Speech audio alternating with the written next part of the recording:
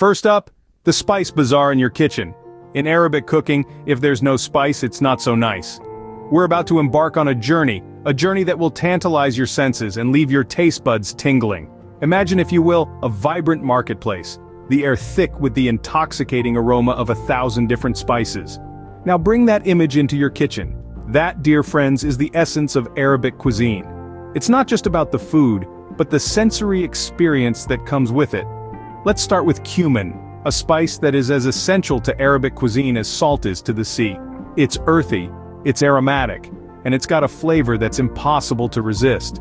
But remember, despite what the name might suggest, it's cumin, not human. And no, before you ask, you can't substitute one for the other. Trust me, I've tried. Next we've got sumac. This red wonder is the secret weapon of Arabic cooking. It's got a tangy, lemony flavor that can transform any dish from mundane to magical. But be careful not to confuse it with a smack. While one will add a zing to your cooking, the other will just leave you stinging. Then there's cardamom, the fragrant fairy dust of Arabic cuisine.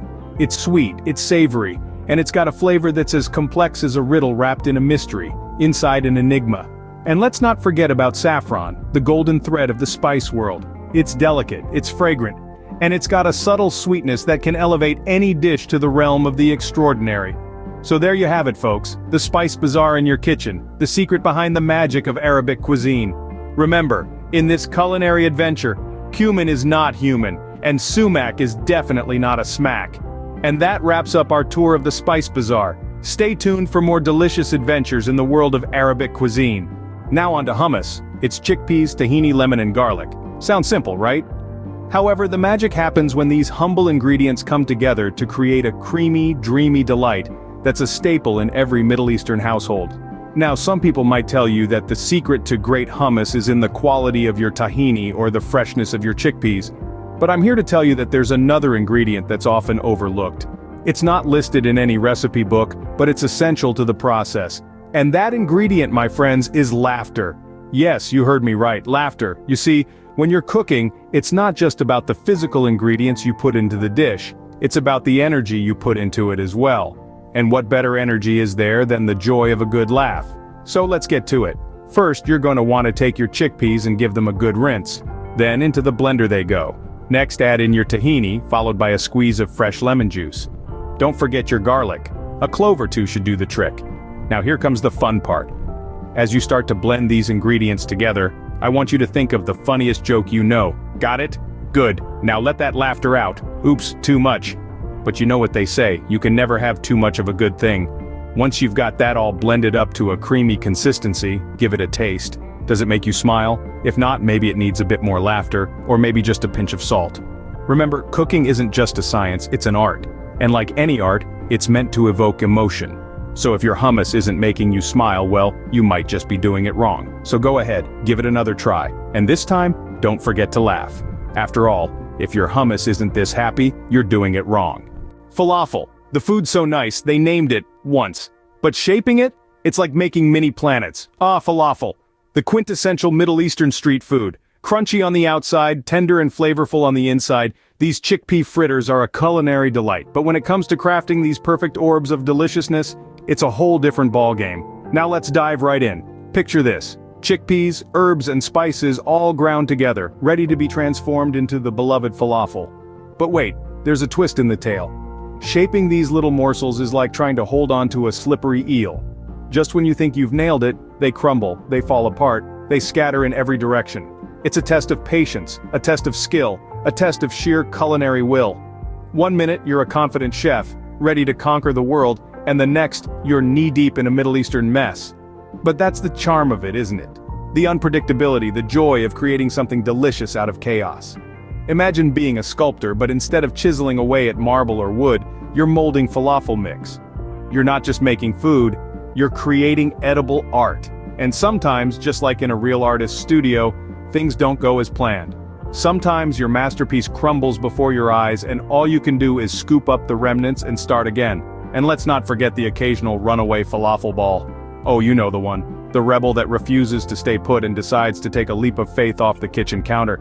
It rolls away, as if on a mission, leaving a trail of chickpea crumbs in its wake. You watch, half amused, half exasperated, as your culinary creation embarks on an unexpected journey across the kitchen floor. But fret not, my fellow culinary adventurers. In the face of adversity we stand tall, we persevere, we gather up the fallen falafel, reshape it and try again. Because that's what cooking is all about. It's not just about the final dish, it's about the journey, the laughter, the minor fiascos along the way. So here's to the great falafel fiasco, the culinary adventure that keeps us on our toes and fills our kitchens with laughter. And remember, when life throws you a falafel challenge, just look it in the eye and say, "Houston, we have a falafel." Behold the mighty shawarma tower, it's like a meaty carousel. Is it a skyscraper, a spinning top? No, it's our shawarma tower, a vertical rotisserie of mouth-watering delight. And guess what? Today we're going to conquer it, but don't worry, it's not as daunting as it seems. In fact, it's a breeze once you get the hang of it, much like riding a bike. Or a camel. Have you ever seen a knight jousting, charging at his opponent with a lance? Well, picture that, but instead of a lance we have a knife, and instead of an opponent we have a rotating tower of deliciousness. So buckle up, culinary knights, it's time for our shawarma joust. Now, slicing the shawarma is an art. It's about maintaining a smooth rhythm, dancing with the shawarma if you will. You've got to glide your knife in a swift sweeping motion, like a figure skater on ice or a dervish in a spin. And the result? Thin, succulent slices of shawarma, ready to melt in your mouth. But here's a pro tip, always maintain a safe distance. Remember, a shawarma tower is not a piñata, it's a dance partner, not an adversary. So, treat it with respect, and it will reward you with its heavenly flavors. Ah, the taste of victory.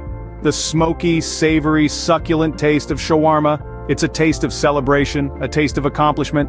It's the taste of a victorious knight, basking in the glory of his culinary conquest.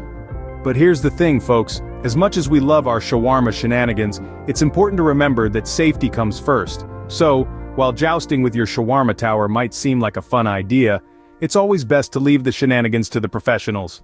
Victory tastes delicious, but remember, don't joust with your food at home, kids. And finally, baklava. It's all about the layers. Like my jokes, it's deep and flaky. Now you might think, how hard can it be? It's just thin pastry, nuts, and syrup. But let me tell you, the phyllo dough is a whole other world. It's like trying to layer smoke, and it sticks to everything. Your hands, your face, your clothes. It's a pastry poltergeist. One moment you're layering it on your baking tray, the next you're wearing it like a phyllo dough suit.